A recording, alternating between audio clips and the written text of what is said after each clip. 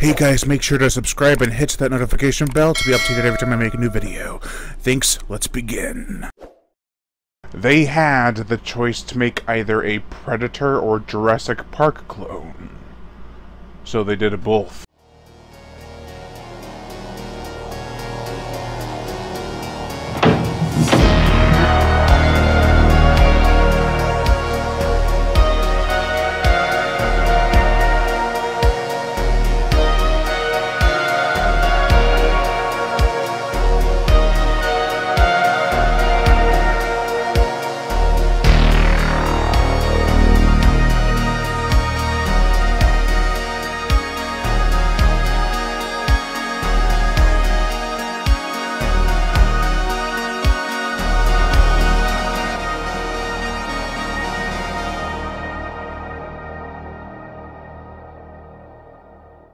DNA from 1997. This came out at a time where creatures in the jungle were all the rage. What we have here is a Predator light movie, directed by special effects wizard William Mesa, who was the visual effects supervisor on films such as Under Siege, New Nightmare, Deep Blue Sea, amongst many others. The plot. An expedition to find a beetle of sorts goes awry, but a geneticist still comes out on top, at the sacrifice of his doctor aide. Now, years later, that same doctor is in the village that he was plucked from, treating severe injuries with band-aids. However, rumors of that geneticist reach him again, and he is recruited to track him down.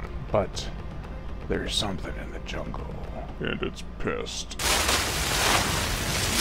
This started strong, dragged for a great deal, forgot what its core element was, then became a Predator ripoff in the last 15 minutes. The story here is interesting. The doctor who was betrayed returns to treat the villagers at an understaffed, unfit hospital. It's commendable.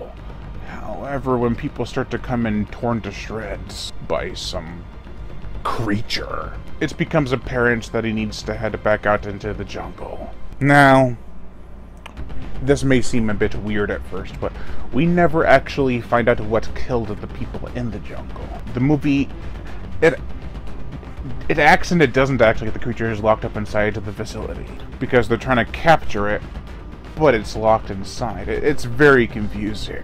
And it only officially breaks out when the characters have no choice but to ram through the fence, which helps it escape. Maybe there are two creatures. A theory that could have been correct had they filmed the original ending. Originally, the character of Ash was to fight a giant goat. The director didn't want any part of it because he felt it was too similar to an Agatha Christie novel. Now, I spent about half an hour trying to find out which novel, and I came to the conclusion that it reminded him of a similar happening in one of her novels, just not exact. Either that or I missed something. Let me know in the comments below. Regardless, that would have been a pretty cool ending to this mediocre movie with a solid cast. Getting a little testy, isn't he? For the characters, we have Ash Matalay, played by Mark Dacascos, from Brotherhood of the Wolf and John Wick Chapter 3, who was rocking a very popular haircut at the time.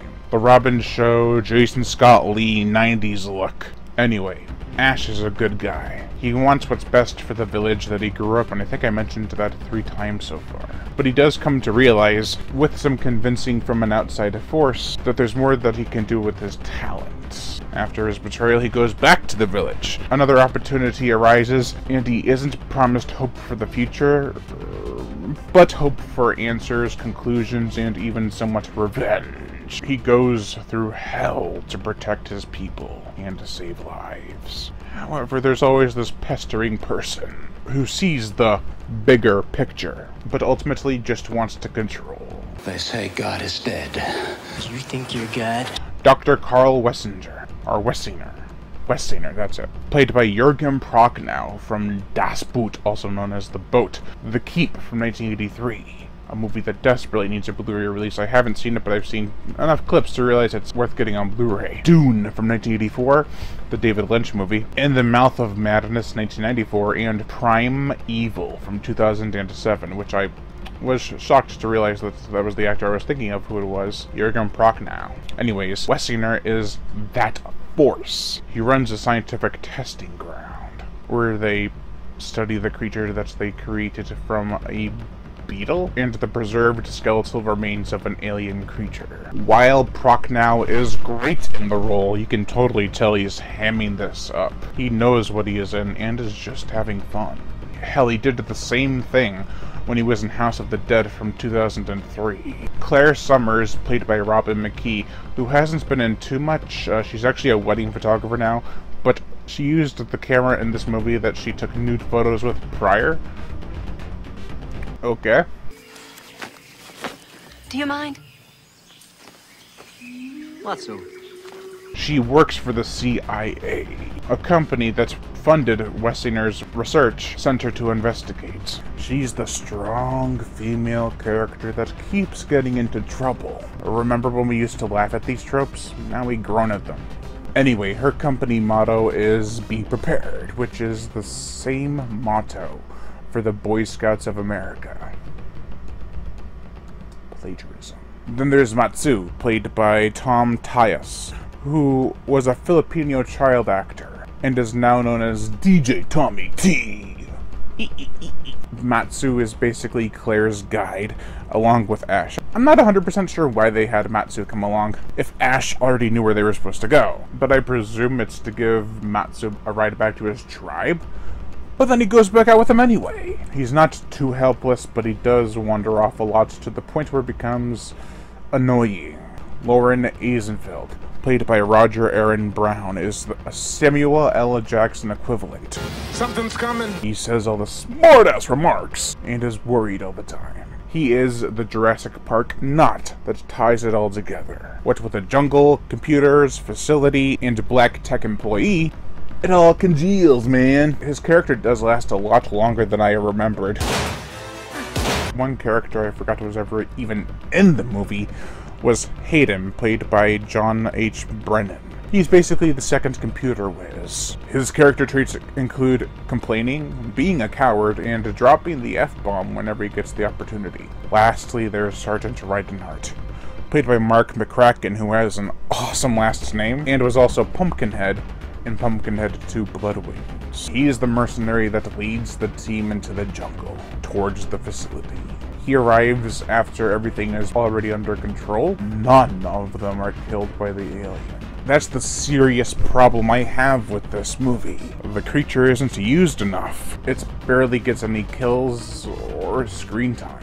Sure, the jungle atmosphere can make you think you're on a grand adventure. Hell, I love the shot where the characters make their way to the dig site, and the clouds part and the sun just shines on them at the perfect moment. However, with all its build-up, the creature in the jungle environment is a letdown. The gore, the effects. We get a couple of mangled corpses, an impaling with a clawed hand, and some more? It had potential. It really did. The creature's design is anything but original. It's a xenomorph with a more lizard-like appearance. While the practical effects are not terrible, the CGI is atrocious. It was way too lightweight. Every time the CG alien was on screen, there was no heaviness. It was seemingly as light as a feather. They replicated the scene from Aliens with a dropship crash, and it looks 10 times worse. The helicopter is shot at and it turns into a model and explodes and lands on the ground, rolls down the hill. And the compositing? Oh my god, it's laughable.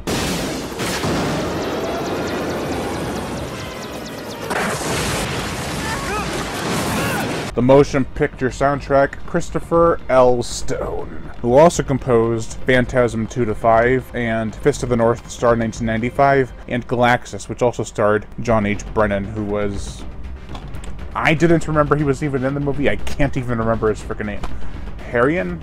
Something like that. Anyways, Christopher L. Stone composed the music for this movie. He does a decent job. There are some elements from the Phantasm series here I've noticed, as well as the Jurassic Park series. Stone utilizes tribal flutes and horns to make it feel tropical, and he does succeed.